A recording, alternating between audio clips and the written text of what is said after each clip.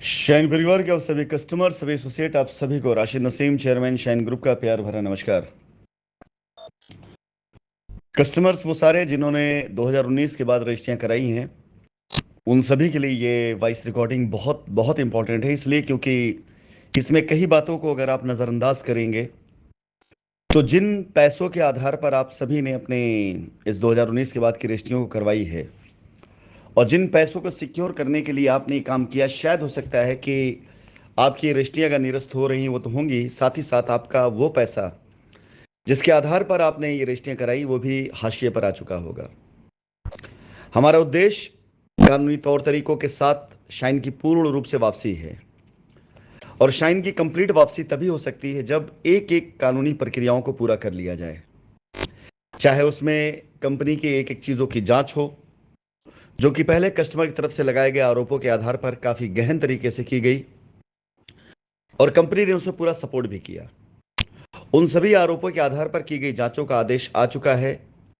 और उस आदेश के आधार पर आप सभी कस्टमर्स जो लीगल में गए उन्हें रास्ते मिल चुके हैं और जो लीगल में नहीं गए हैं कंपनी उनके लिए स्वतः अपने रास्ते लेकर के आ रही है। लेकिन अब बारी कंपनी की है कि कंपनी भी अपनी बातों को माननीय उच्च न्यायालय के समक्ष रखते हुए अपने साथ किए गए हर वो घटना जिसकी वजह से कंपनी पे झूठे आरोपों की झड़ी लगाई गई, जिसकी वजह से कस्टमर्स के अंदर एक अविश्वास की भावना पैदा हुई, कंपनी चाह करके भी अपनी लायबिलिटी उतारना नहीं उतार पाई, चाह करके भी बेगुनाह लोगों को नहीं बचा पाई, ऐसी सारी चीज़ों को कंपनी अब सामने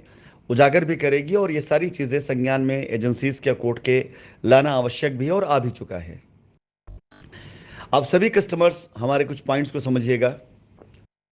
एक एग्जाम्पल के तौर पर, जैसा कि आपने इस रिकॉर्डिंग में सुना भी है और ये मेरे दिए गए बयान हैं, ऐसा कुछ नहीं कि ये सिर्फ नॉर्मल वार्तालाप है, ये मेरे दिए गए बयान हैं जो कि दर्ज हुए हैं। इस बयान के आधार पर भी आप ये देख भी रहे हैं कि ऐसा हर एक एक्ट, ऐसी हर एक काम जो 2019 के बाद कंपनी के डायरेक्टर्स के न रहने पर कंपनी के आधार पर अगर किया गया है और उसे बोर्ड डायरेक्टर्स की मीटिंग नहीं हुई है तो उसे स्वतः निरस्त माना जाएगा। तो जाहिर सी बात है, अगर कंपनी भाग चुकी है,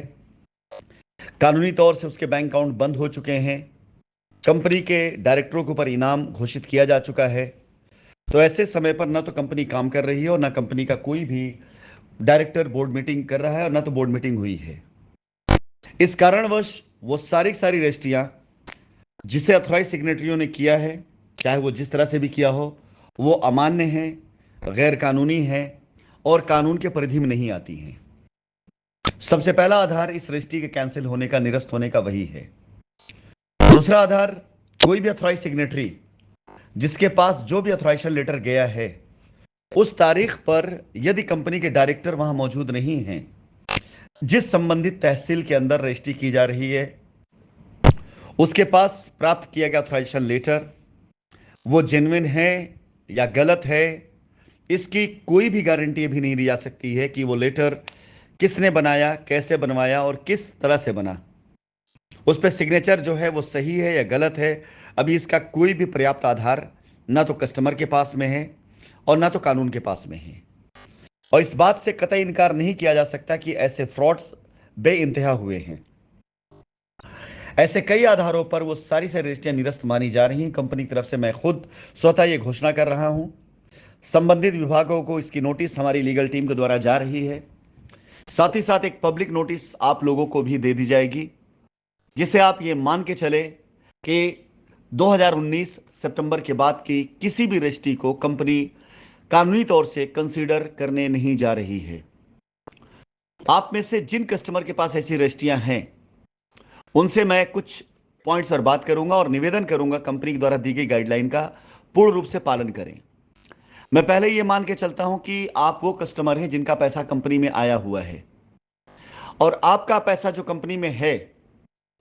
वो ट्रांजैक्शन अगर सिर्फ लिखा गया है रजिस्ट्री के अंदर और साथ ही साथ गलती से आपने रजिस्ट्री जो भी कराई है, कंपनी उस पैसे की पूरी जानकारी, पूरी पूरी जिम्मेदारी लेती है। आपके द्वारा व्यय किए गया जो भी स्टैंप ड्यूटी का खर्चा है उसकी पूरी जिम्मेदारी कंपनी लेती है और अगली रजिस्ट्री आप चाहेंगे तो आपकी रजिस्ट्री करके देने की जिम्मेदारी कंपनी लेगी और कंपनी आपको किसी भी प्रकार से जरा भी कोई भी नुकसान नहीं होने देगी। ये जिम्मेदारी कंपनी की है। आपके द्वारा कराई गई रजिस्ट्री में यदि कोई ऐसा ट्रांजैक्शन लिखा है जो आपने नहीं किया हुआ है, तो ऐसे स्वतः हो रजिस्ट्री तीसरे पैरामीटर पर, पहला, कंपनी के डायरेक्टर मौजूद नहीं थे, बोर्ड मीटिंग थी नहीं, रजिस्ट्री कैंसिल मानी गई। दूसरा, ऑथराइज सिग्नेटरी का ऑथराइजेशन जेन्युइन है, लीगल है, इसकी कोई गारंटी नहीं है, रजिस्ट्री उसके आधार पर कैंसिल मानी गई। तीसरा, आपके द्वारा रजिस्ट्री में लिखा गया ट्रांजैक्शन यदि कंपनी के बैंक अकाउंट में वो पैसे नहीं आए और आपने अनाप शनाप ट्रांजैक्शनों के आधार पर कोई रजिस्ट्री करी है, तो स्वतः वो निरस्त मानी जाएगी। अगर आपका कोई ऐसा ट्रांजैक्शन जो आपका नहीं है और आपने कंपनी में उसमें लिख दिया है, लेकिन कुछ पैसा आपका कंपनी में आया है, तो उसे सुरक्षित करने के लिए आप कंपनी द्वारा दी गई गाइडलाइनों को पालन करिएगा, जो कि आगे दी जाएंगी आपको।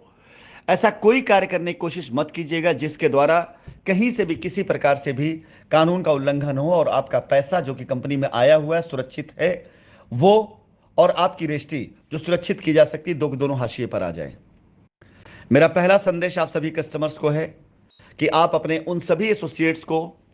या उन सभी लोगों से संपर्क करें जिन्होंने आपकी ये रजिस्ट्रियां कराई हैं,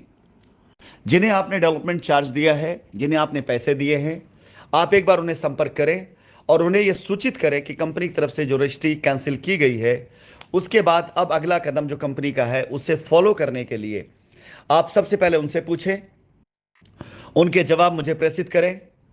जितने एसोसिएट्स मुझसे संबंधित हैं, जिनके ये मामलात हैं, मैं उनके साथ एक एक करके बात करके उन्हें रास्ते देना शुरू करूंगा। मैं चाहूंगा कि मेरे कस्टमर्स अधिक से अधिक ऐसी किसी भी चीज़ों से प्रभावित ना हो जो कहीं से कानूनी तौर से कानून का उल्लंघन करती हो। हमारा हर एक कस्टमर जो मेरे संज्ञान में है, हर एक एसोसिएट जिसने कंपनी की दी गई दिशा निर्देशों का अक्षरशः पालन किया है, यदि वो ऐसी किसी परिधि में आता है जहां पर ये सारे दायरे हैं, तो उनके साथ बातचीत करके उनके कस्टमर्स के हकों को सुरक्षित करते हुए, उनके पैसों का निस्तारण करते हुए, वो सारे पैसे कस्टमर वापस चाहेगा तो उसको बिल्कुल वैसे ही जैसे कोर्ट का आदेश हुआ है, हम भी वही पालन करेंगे। अपने किसी भी कस्टमर्स को जो लीगल में नहीं गए हैं उन्हें नुकसान नहीं होने देंगे। कोर्ट के द्वारा जो दिशा निर्देश लीगल में गए लोगों को दिया गया है, हम वो लोग जो लीगल में नहीं गए हैं उनके लिए भी उसी प्रकार की चीज़ों का पालन करते हुए उनके पैसे की अदायगी ब्याज के साथ करेंगे। यदि वो अपना पैसा वापस चाहते हैं तो, यदि वो ज़मीन चाहते हैं उन्हें ज़मीन दी जाएगी और उसमें वो वैल्यू ऐड करने के साथ साथ उसका लीगल रास्ता निकाला जाएगा कि कैसे आपको ज़मीन दी जाएगी।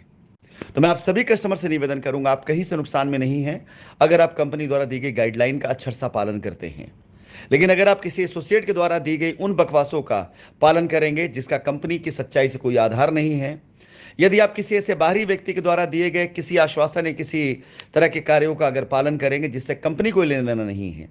तो उसकी स्वतः जिम्मेदारी आपकी होगी। क्योंकि जितने लोग कंपनी संपर्क में आएंगे वो सभी के सभी लोगों के साथ कंपनी बात करने के साथ इसके बाद जो लोग पाए जाएंगे जिनके ट्रांजैक्शन कंपनी में नहीं है, जिन्होंने कंपनी के ऊपर दबाव डालकर रजिस्ट्रियां कराई हैं, जिन्होंने किसी प्रकार से कंपनी में कोई भी दबाव डाला, ऐसी सभी रजिस्ट्रियों को फ्रॉड माना जाएगा, कंपनी के साथ चीटिंग मानी जाएगी। इनके खिलाफ बाकायदा कानूनी जांच करा करके इनके खिलाफ कानूनी एक्शन करवाया जाएगा। फिलहाल अगले कुछ दिनों तक मैं 2019 के बाद की रजिस्ट्रियों का पूरी तरह निस्तारण करने के लिए आप कस्टमर के साथ में हूं, क्योंकि 10 तारीख तक माननीय उच्च न्यायालय के समक्ष कंपनी की तरफ से ये रिट जरूर डाल दी जाएगी जिसके अंदर कंपनी अपने साथ किए गए वो सारे के सारे फ्रॉड्स, जिसे 2019 में मुकदमे के बाद, एफआईआरों के बाद और कंपनी की सिचुएशन खराब कर देने के बाद लोगों ने अपने लाभ के लिए किए, उन सारी चीज़ों को कंपनी कानून के दायरे में लाते हुए कोर्ट के संज्ञान में लाने के लिए अपनी तरफ से बाकायदा रिट डालेगी। और इस रिट के अंदर वो सारी घटनाक्रम लिखे जाएंगे जिसकी वजह से कंपनी को बंद कराने का, मुझे रोकने का, हमारे ऊपर झूठे इल्ज़ाम लगा करके कंपनी को के भाग जाने का जो आरोप लगाया गया, उसके एवज में क्या खेल खेले गए हैं और किन्हें इसका फ़ायदा मिला है, इन सारी चीज़ों को कंपनी पूरी तरीके से कोर्ट के संज्ञान में अब लेकर के आएगी। मैं आप सभी कस्टमर से निवेदन करूंगा, किसी प्रकार से भ्रमित होने की, चिंतित होने की कोई आवश्यकता नहीं। यदि आप मेरे संपर्क में हैं, मैं कुछ भी करूंगा अपने हर जेन्युइन कस्टमर के लिए उसका रास्ता लेकर के आऊंगा। मैं कुछ भी करूंगा अपने हर लॉयल एसोसिएट्स के लिए हमेशा खड़ा रहूंगा। लेकिन वो सारे कस्टमर जिन्होंने कंपनी को पूरी तरीके से ब्लैकमेल करने के लिए या गलत तरीके से कंपनी से पैसा लेने के लिए, या वो एसोसिएट जिसने कंपनी को बदनाम करने की कोई भी एक्टिविटी करी, उसके खिलाफ कानूनी एक्शन करवाने से या जाने से भी अपने आप को नहीं रोकूंगा।